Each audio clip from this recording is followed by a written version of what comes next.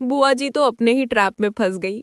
जी हाँ, जहाँ बुआ जी ने खुद ही कबूल कर लिया कि उन्होंने मारा था रीत के पापा को 5 साल पहले। जी हाँ दोस्तों, मगर ये सब कैसे होता है और आखिर रीत ने ये सब किया कैसे, आपको बताते हैं। जहाँ एक तरफ अब ध्रुव तो शादी से गायब होता है कि भाई आखिर ध्रुव गया तो गया कहाँ। तो वहीं अब रीत बहुत ज्यादा परेशान हो रही होती है।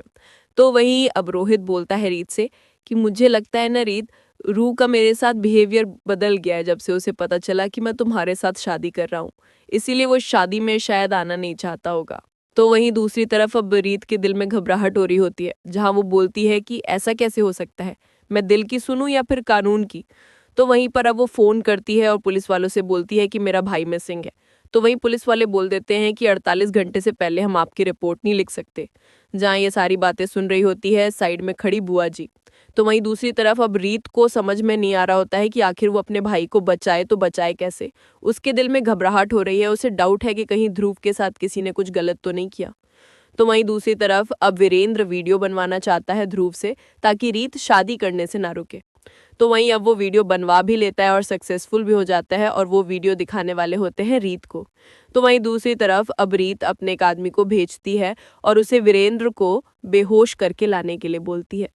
जहां पर अब बुआ जी तो रीत को धमका रही होती है, तो वहीं दूसरी तरफ अब रीत कह देती है, क्या रे आप इतनी खुश क्यों हो रही हो, मातम मनाने की तैयारी करो, मातम। तो वहीं दूसरी तरफ अब वो कहती है कि मैं अपने सुहाग को कुछ भी नहीं होने दूंगी। तो वहीं बुआ जी को क्या पता था कि उनके सुहाग को नहीं, बल्कि उनके बेटे को जो होने वाला है उससे तो कोई भी नहीं बचा सकता उसे। तो वहीं दूसरी तरफ दोस्तों, जहां सिर्फ और सिर्फ वीरेंद्र को बेहोशी का इंजेक्शन दिया हुआ होता है, तो वहीं दूसरी तरफ अब ध्रुव तो नहीं पहुंचा, मगर उससे पहले वीरेंद्र पहुंच जाता है।